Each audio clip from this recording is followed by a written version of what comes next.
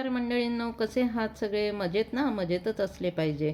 आज आपण दुपारच्या स्नॅक्ससाठी किंवा सकाळच्या ब्रेकफास्टसाठी एक सुंदर रेसिपी बघणार आहोत.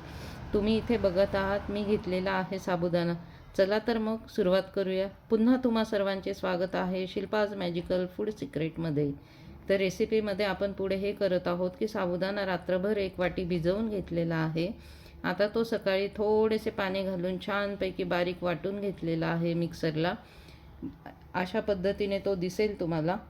आणि त्याच्यापुढे आता काय रेसिपी बनवणार आहे याचा काही अंदाजा येतो आहे का? तर नाही ना? तर बघूया. आता बघा, तुम्हाला ती ढोकळ्यासारखीच वाटेल, पण ती ढोकळ्याची रेसिपी नाही आहे नक्कीच. आता आपण 1 वाटी ताक घातलेलं आहे त्याच्यात. ते आंबट घ्यायचं आहे. अर्थातच ते छानपैकी आंबट असेल तर पदार्थाला टेस्ट पण अतिशय छान येणार आहे. आणि हा एक नवीनच पदार्थ आहे, पोटभरीचा आहे. शिवाय तुम्ही झटपट करू शकता. एक नवीन पदार्थ आहे हा पदार्थ. तुम्ही कधी याच्यापूर्वी पाहिलेला नसणार आहे. ह्या अशा पद्धतीने आता आपण छानपैकी ताक त्याच्यात घालून गुठळ्या सगळ्या मोडून घ्यायच्या आहे.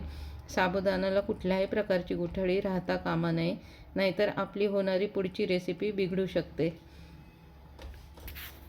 प्रत्येक वेळेस गृहिणींसमोर मोठा प्रश्न असतो की स्नॅक्ससाठी किंवा ब्रेकफास्टसाठी काहीतरी नवीन नवीन पदार्थ काय बनवायचा, किंवा मुलांचे डिमांड्स वेगळे असतात, घरातल्यांच्या डिमांड्स वेगळे असतात. तर त्याच्यासाठी हा अतिशय सुंदर आणि रुचकर असा पदार्थ आहे. कमी तेलातला आहे, त्याच्यामुळे अर्थातच सगळेजण आवडीने नक्कीच खाऊ शकता. आणि शिवाय ढोकळ्यासारखा दिसणारा असला तरी हा पदार्थ मात्र ढोकळा नाही आहे. त्याच्यामुळेच तर ही रेसिपी बघा पुढे कशी तयार होते ती. आता इथे आपण चवीपुरते मीठ घातलेले आहे व थोडेसे हिरव्या मिरच्या घातलेल्या आहे. अर्थात त्या तुमच्या याच्यावर आवडीनुसार ठरवा. आता यात आपण थोडासा खायचा सोडा घातलेला आहे की जेणेकरून ते पीठ आपले छानपैकी फुगले पाहिजे व होणारा पदार्थ खुसखुशीत आणि मस्त स्पंजी तयार झाला पाहिजे त्याच्यासाठी. आता याच्यात आपण घालणार आहोत एक छोटी वाटी बेसन, की जे बाइंडिंगचं काम करणार आहे आपल्या पदार्थामध्ये. तुम्ही बेसनच्या जागेवर भाजणीचं पीठसुद्धा वापरू शकता. अगदी छोटी वाटी घ्यायचं आहे आपल्याला, जास्त नको आहे. आणि याच्यात आता आपण तेवढ्याच वाटीभर रवा घालणार आहोत. रवा जाड किंवा बारीक दोन्हीही चालणार आहे.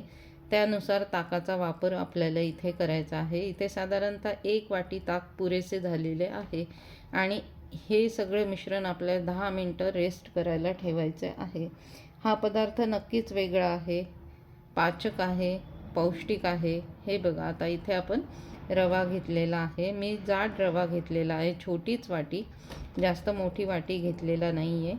आणि आता हे मिश्रण छानपैकी एकत्र करून आपण त्याच्यात सोडा घातलेला असल्यामुळे एक 10 मिनटं तसेच ठेवायचे आहे. व अर्थातच इडली पात्रात त्याच्या छोट्या छोट्या इडल्या लावून घ्यायच्या आहेत. तत्पूर्वी इडली पात्राला तेल लावून ग्रीसिंग करून घ्यायचे आहे की जेणेकरून आपल्या इडल्या खाली चिटकणार नाही व छानपैकी निघून येतील. तुम्हीच मला सांगा की ह्या रेसिपीला आपण काय नाव द्यायचे आहे. ही रेसिपी तुम्हाला कशी वाटते आहे हे पण तुम्ही मला कळवा. किंवा तुम्ही अशा पद्धतीची पूर्वी रेसिपी बनवलेली आहे का हे पण मला सांगा. आता आपण जे मिश्रण तयार केलेलं आहे ते अशा रीतीने इडली पात्रामध्ये छानपैकी भरून घ्यायचे आहे. पूर्ण काठोकाठ हे मिश्रण भरायचे नाही आहे, की जेणेकरून आपले जे इडली लावतोय ती छानपैकी फुगली गेली पाहिजे. ह्यासाठी स्पेस राहण्यासाठी पूर्ण पात्राभर इडलीचं पीठ आपल्याला स्टफ करायचे नाही आहे. हे बघा, अशा रीतीने त्या इडल्या छानपैकी लुसलुशीत तयार झालेल्या आहेत. गरमागरम त्या अर्थातच पात्रातनं निघाल्या नाही. थोडंसं पात्र थंड झाल्यानंतर त्या मात्र छान निघून आल्या. आता त्या आपण थाळीमध्ये छानपैकी सजवल्या आहेत. त्यावरती आपण घालणार आहोत हिरवी चटणी, जी की आहे पुदिना, कोथिंबीर, हिरवी मिरचीची. त्याच्यामुळे अर्थातच आपल्या ह्या इडलीला एकदम छान टेस्ट येणार आहे.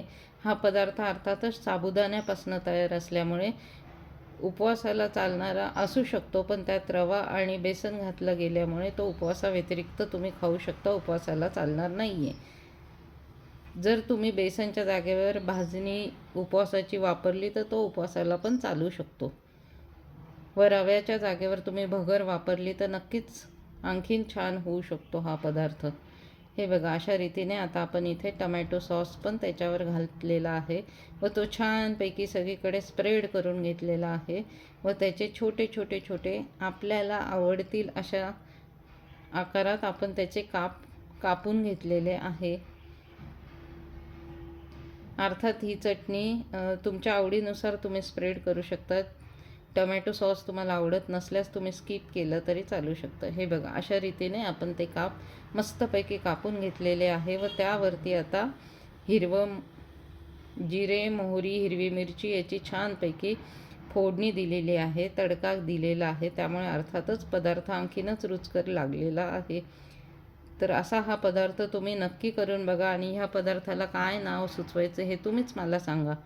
मी तर सुचवलेले आहेच, पण तुम्हाला काय वाटतंय ते पण मला नक्की कळवा. आणि आवडल्यास शिल्पाज मॅजिकल फूड सिक्रेटला नक्की लाईक आणि सबस्क्राईब करा आणि हा एक नवीन मेनू तुमच्या डिशमध्ये ॲड करा आणि कसा वाटतो तो पण मला कळवा.